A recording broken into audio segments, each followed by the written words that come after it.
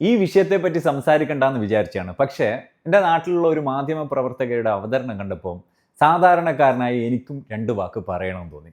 ആ മാധ്യമ പ്രവർത്തക പറയുകയാണ്, കുറ്റാരോപിക്കപ്പെട്ട ആത്മഹത്യ ചെയ്ത യുവാവ് ഒന്ന് ചവിട്ടി താഴ്ത്തിയിട്ട്.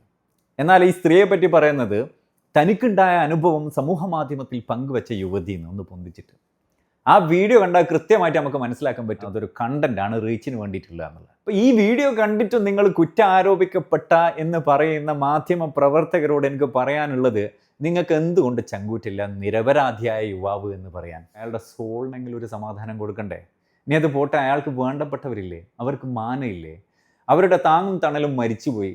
വീണ്ടും അവരുടെ മാനം പാതാളത്തിലേക്ക് ചവിട്ടി താഴ്ത്തണോ? ഇദ്ദേഹത്തിൻ്റെ ഫോട്ടോ വെച്ചിട്ട് വീഡിയോ ചെയ്യുന്ന ഒരുപാട് ആൾക്കാരുണ്ട്. ദയവ് ചെയ്തിട്ട് ഇദ്ദേഹത്തിൻ്റെ ഫോട്ടോ ബ്ലറാക്കുക.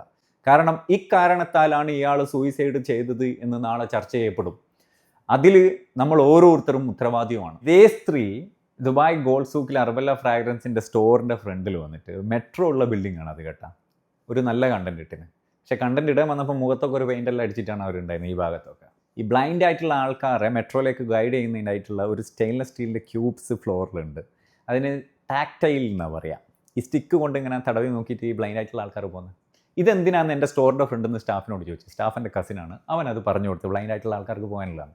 പിറ്റേന്ന് ഈ സ്ത്രീ ആ നല്ലൊരു കണ്ടന്റ് പോസ്റ്റ് ചെയ്യപ്പം കൊടുത്ത ക്യാപ്ഷൻ എന്താണെന്ന് വെച്ച് കഴിഞ്ഞാൽ, എൻ്റെ കസിനെ കാണിച്ചിട്ട് എൻ്റെ കൂടെ ഉള്ള ആളെ അറിയുന്നവരൊന്ന് ടാഗ് ചെയ്യണേന്ന്. അപ്പോൾ ഈ സ്ത്രീയുടെ 1-2 കണ്ടന്റ് ഞാൻ വേറെ നോക്കി നോക്കുമ്പോൾ ലോറി ഡ്രൈവറെ കുറ്റം, എല്ലാവരുടെയും ഒരു ആണുങ്ങളെ കുറ്റം, ഒരു മെയിൽ വിരോധം ഈ സ്ത്രീയുടെ പേഴ്സണൽ എക്സ്പീരിയൻസിൽ ഉണ്ടായിട്ടുണ്ട് എന്ന് തോന്നുന്നു. അത് എല്ലാ ആണുങ്ങളും മോശക്കാരാന്നുള്ള ഒരു ചിന്താഗതി അവരിലേക്ക് വന്നത് കാരണമാവാം. അല്ലാവല്ല. നമ്മളെ നാട്ടിൽ ബസ്സിലും പബ്ലിക് ട്രാൻസ്പോർട്ടിലും സഞ്ചരിച്ച സ്ത്രീകളോട് ചോദിച്ചു കഴിഞ്ഞാൽ അവൽ ഒരുപാട് പേര് സൈക്കോകളുടെ ശല്യം ഫേസ് ചെയ്തിട്ടുണ്ട്, നരമ്പ് രോഗികളുടെ. അതിൽ ഒരുപാട് പേര് പ്രതികരിച്ചിട്ടുണ്ട്. അത് പ്രതികരണം ഇത്തരത്തിലുള്ള ഫേക്ക് ഡ്രാമ ക്രിയേറ്റ് ചെയ്തിട്ടല്ല, ഫിൽറ്റർ ഇട്ടിട്ട് വീഡിയോ എടുത്തിട്ടൊരു നാടകമല്ല.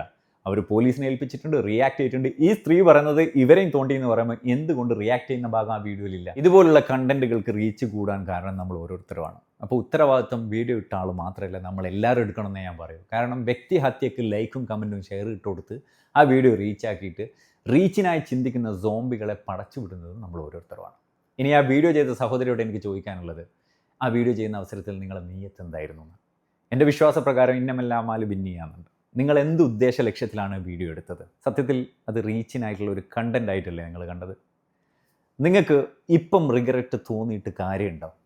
ആ കുടുംബത്തിൻ്റെ മാനം നിങ്ങൾക്ക് തിരിച്ചു കൊടുക്കാൻ പറ്റുമോ? ആ മരിച്ചുപോയ യുവാവിൻ്റെ ജീവൻ നിങ്ങൾക്ക് തിരിച്ചു കൊടുക്കാൻ പറ്റുമോ?